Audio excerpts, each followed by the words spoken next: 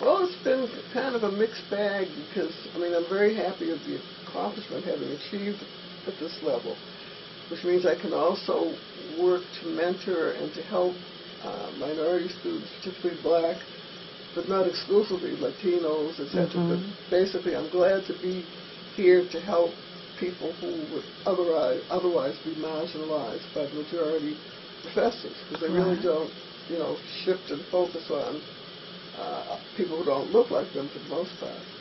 But there's also been the downside. I mean, there is the reality of teaching while black, and that's very difficult. So, you not only have the isolation in a department, which is a recent thing because this department has changed. The university campus has changed, but when I first came, it was, the department was more collegial, more supportive, more outgoing, etc. So that's changed a lot, and I've learned to adjust to that. And then, as I said, there's the isolation to a certain extent. And then there's also running up against problems with people, students who don't think that you're qualified or you need to be here. I've had students, both black and white, who complain in delegations, complaining about grades and stuff like that. I mean, there is a concept, and it's a reality of teaching while black.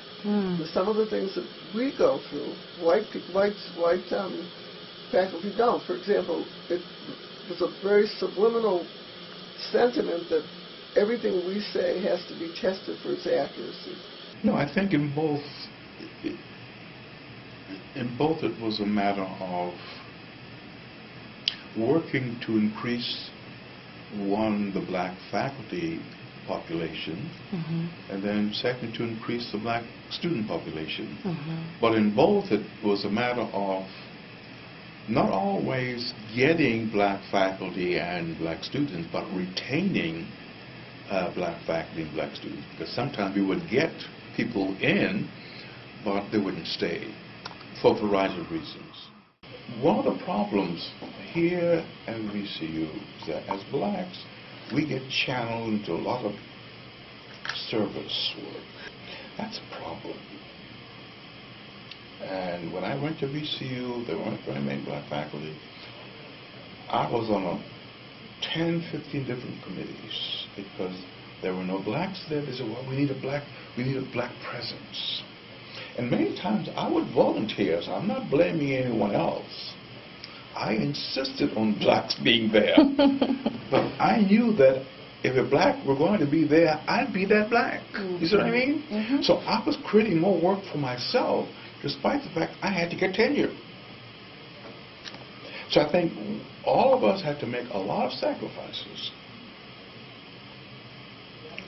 to have a black presence on those committees where they didn't have blacks, where things were discussed about black people and black issues.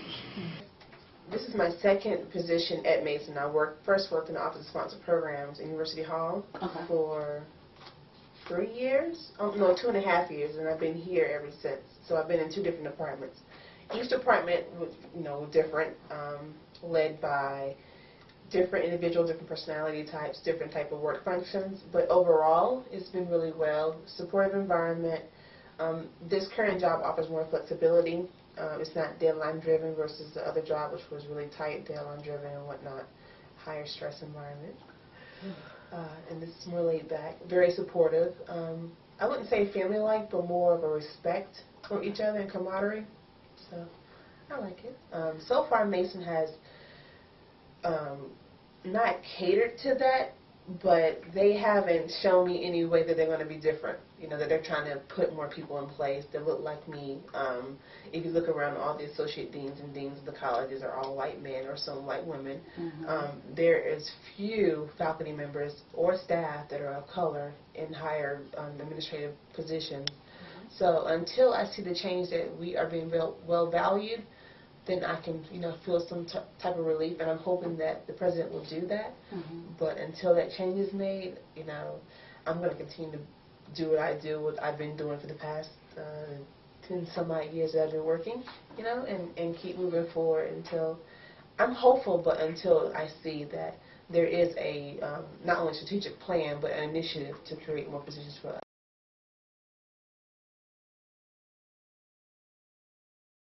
mean, that is, the teaching all black is not just race; it's also gender. I mean, black women, unfortunately, we're not highly regarded in the hierarchy of any establishment. Certainly not here. Yeah. So I mean, things that people would try to get away with because you're a black woman brings to play your gender and your race. So between the two of them, they're very interactive, intersecting, and they're impacting on your life. Actually, I use it as a benefit.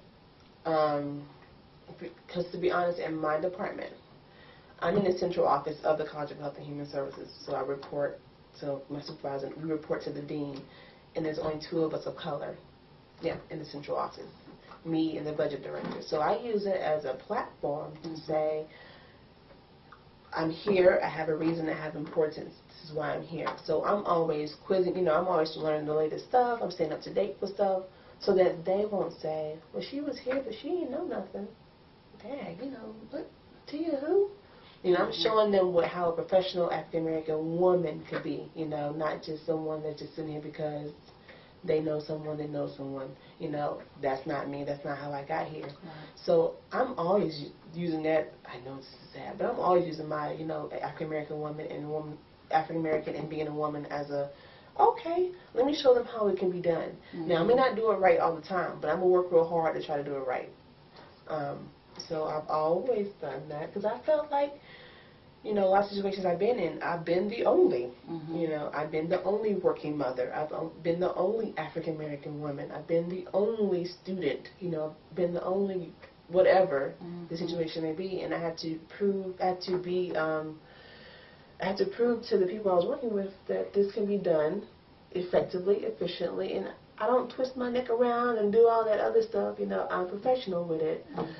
Treat me with respect, because this may be the last time they come into contact with a person of color and a woman. So I want to make sure they know that we can behave ourselves. No, I haven't found that to be an issue, though I do think that in today's world, here rather than VCU when I was there, I think with the rise of feminism, I think that, and I'm not saying that this has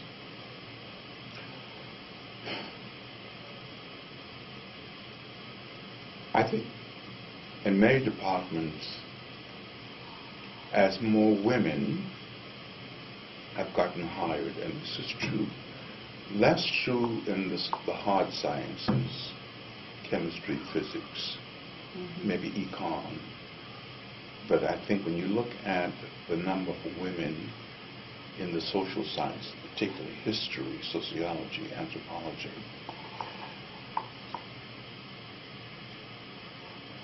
there's no urgency to recruit blacks. There's a greater urgency to recruit women. That's one thing I've noticed.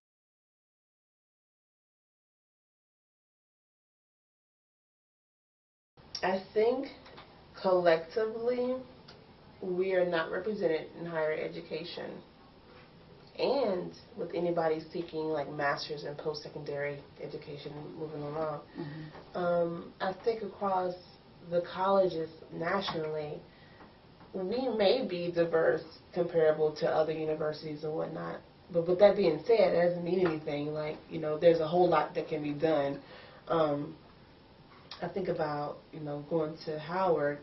Of course, it's a HBCU, so you see more people in administration and higher education, but we're also on NC State, which was a public institution. There weren't many people of color. And then the definition of diversity was women, Asian Americans, Middle Easterns, and everybody but African American born. So the diversity relied on those subgroups, not just people of African American descent. So when you look at those numbers, if you take away those subgroups and just think about diversity amongst African Americans on college education, in higher education, the number is really low. Just because, for one, a lot of African Americans aren't getting their PhDs, which is not a requirement, but it's a good foundation to have, because there is a glass ceiling in higher ed, And if you don't have a PhD, you're not going very far. So to stay in higher ed, a lot of us aren't doing what it takes to stay in higher ed, like acquiring our PhDs and whatnot. And those that are in higher ed, they're either aging out or retiring. So that whole aging out and people coming behind them, there's no pipeline. Pitiful, because I mean, if you look at the recruitment and the number of people who are coming into the university, this university is growing. Mm-hmm. There are some minority staff coming in. Mm-hmm. And someone told me one of the highest levels of minority staff is in grounds and building and grounds, I think it was. And these are, the people who plant the trees and do this kind of stuff. But the other thing with, I understand one of the things President Cabrera is going to be doing is that he's going to make certain that there's a minority presence on every recruitment committee in the university for faculty.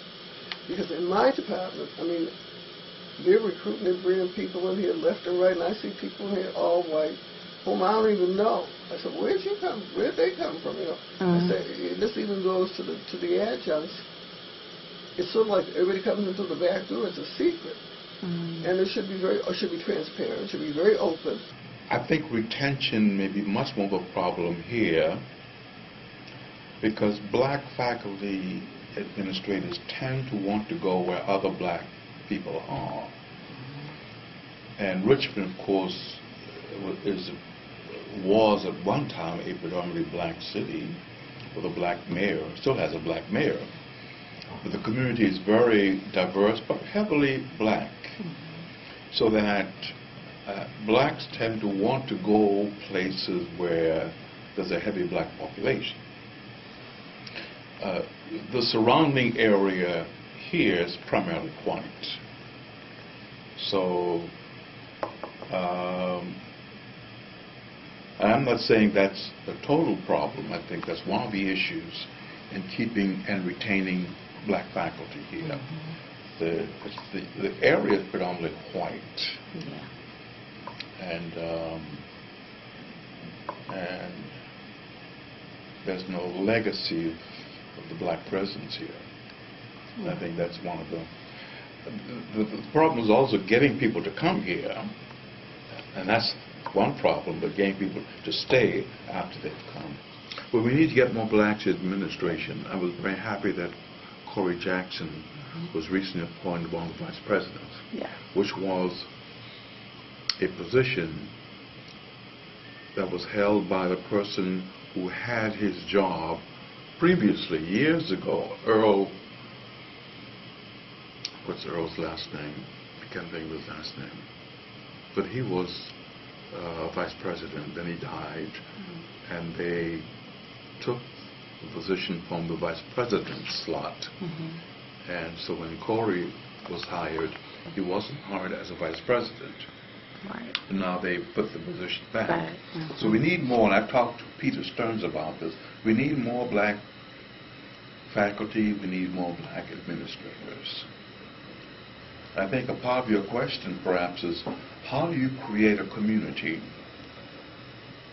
And I think that's something we're still grappling with. How do we create a community of students, faculty, and staff? You got to open up the pipeline, because every year people are, the attrition because of retirement, so forth and so on. So I'm not sure how many people are here that are even in the pipeline. I mean, I know that, as I said to someone the other day, I think there are 5 full professors here. Me, Patricia Williams, who's in music, Robert Dennis, maybe there's one other that I know of, maybe there's another 2 others. But we've got to open up the pipeline, because I'm old. All these people are approaching retirement, and so what's going to happen when we go? Where's the pipeline? Where's the recruit? Get involved, get to know other black faculty administrators. We all encounter students in our classes, so I don't think that's the issue. The issue is getting to know black faculty administrators and to find out what skills that we have that we can share, because education is a shared product. And I'd have that as a goal for APFAST and for myself as an individual black faculty. Know who you are, number one. Don't come in here and think because you're here that you have passed over to an honorary white. Because you're still who you were before you got here.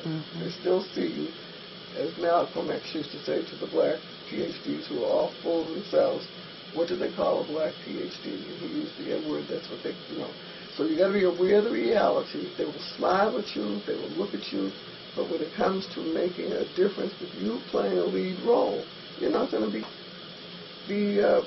what's the word, included. So you have got to know who you are, what your goals are. What are your goals? Are you here just to be here and get a paycheck, or are you here to really try to make a difference? I mean, and do what you have to do, pay your dues. If they want you to write, if this is where mentorship comes in, they want you to write 6 papers so that you can get tenure track. As an entry-level tenure track, do it. Don't get fooled into thinking that the more committees you're on, the better it is. Because that's not what they look at. They look at your publications. So people need to be really aware of what's going on.